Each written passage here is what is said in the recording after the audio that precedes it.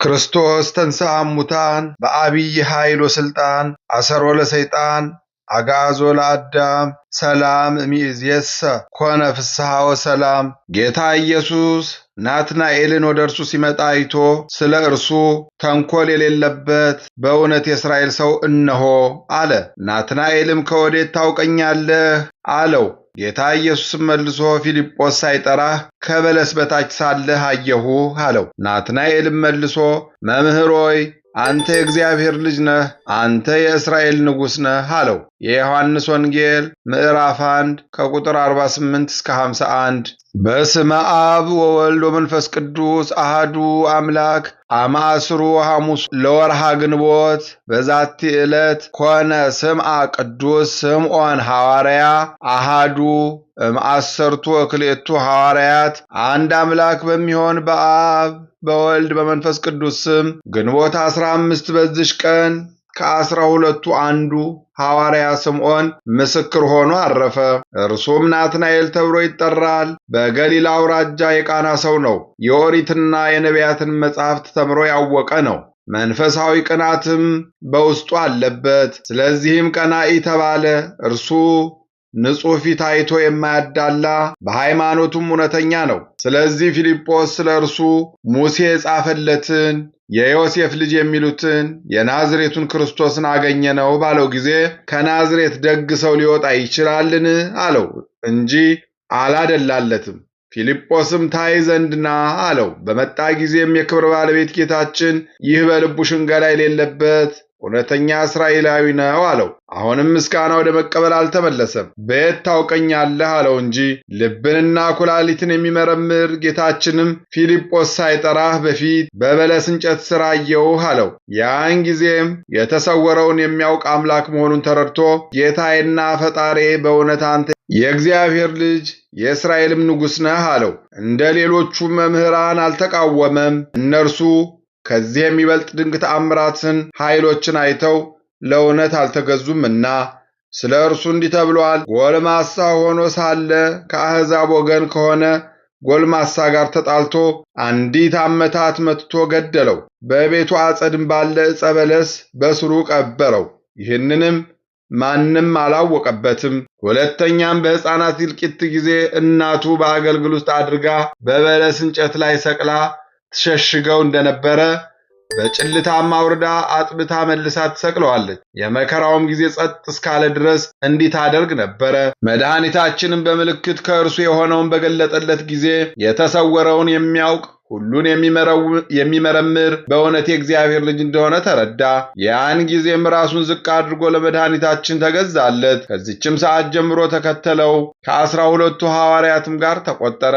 አጽናኝ የሆነ የመንፈስ ቅዱስን ጸጋ በተቀበለ ጊዜ የሀገሩ ሁሉ ቋንቋ ተገለጠለት። መለኮታዊ ምስጢርንም አወቀ። ወደ ኩርጅ አገርና ወደ እልብጅህ ከተማ ከሃዲያን በድንቁርና ወደሚኖርበት ሁሉ ገብቶ የሃይማኖትን ብርሃን አበራላቸው። ከተራቃቂዎችና ከሰነፎችም ብዙዎችን መልሶ በክብር ባለቤት ክርስቶስ ሃይማኖት ልባቸውን አበራላቸው።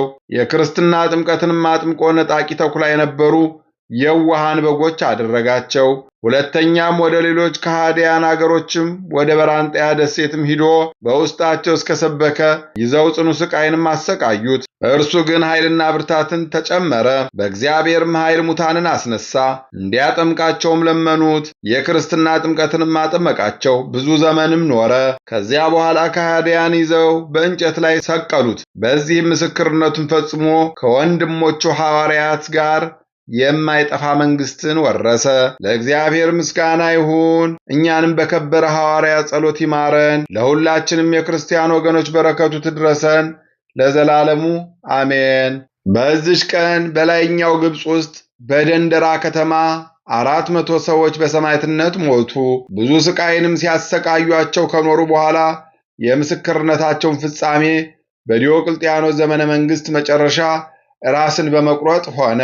በረከታቸውም ከኛ ጋር ለዘላለሙ ትኑር አሜን። በዚህች ዕለት የባህታዊ ሚናስ ዲያቆንና የአባ ሐርበ ጥላከያ ሰማዕታት የሚሆኑ የኤስድሮስም ማኅበር የሆኑ ቀርጢኖስና ሚስቱ መታሰቢያቸው ነው። በረከታቸውም ከእኛ ጋር ትኑር ለዘላለሙ አሜን። አንድ አምላክ በሚሆን በአብ በወልድ በመንፈስ ቅዱስ ስም ግንቦት 16 በዚች ቀን ዕውቀትን ከልቡ ያፈለቀ የኢየሩሳሌሙ ሰው የአልዓዛር ልጅ ኢያሱ ሲራክ አረፈ። ምስጋና ይሁን ለአብ ለወልድ ለመንፈስ ቅዱስ አንድ አምላክ በሚሆን ዛሬም ዘወትርም ለዘላለሙ አሜን። በግንቦት 15 ቀን የሚከበሩ ዓመታዊ የቅዱሳን በዓላት ቅዱስ ናትናኤል ሐዋርያ፣ ቀናተኛው ስምዖን፣ ቅዱስ ሚናስ ባህታዊ፣ ቅዱስ ቀርጢኖስ ሰማዕት፣ 400 ቅዱሳን ሰማዕታት። ወርሃዊ በዓላት ቅዱስ ቂርቆስና እናቱ ኢየሉጣ፣ ቅዱስ ኤፍሬም ሶርያዊ አፈ በረከት፣ ቅዱስ ሚናስ ግብፃዊ፣ ቅድስት እንባመሪና፣ ቅድስት ክርስቲና። ጌታ ኢየሱስ ናትናኤልን ወደ እርሱ ሲመጣ አይቶ ስለ እርሱ ተንኰል የሌለበት በእውነት የእስራኤል ሰው እነሆ አለ። ናትናኤልም ከወዴት ታውቀኛለህ አለው። ጌታ ኢየሱስም መልሶ ፊልጶስ ሳይጠራህ ከበለስ በታች ሳለህ አየሁህ አለው። ናትናኤልም መልሶ መምህር ሆይ አንተ የእግዚአብሔር ልጅ ነህ፣ አንተ የእስራኤል ንጉሥ ነህ አለው። የዮሐንስ ወንጌል ምዕራፍ 1 ከቁጥር 48 እስከ 51። የሰማነውን በልቦናችን ያሳድርብን።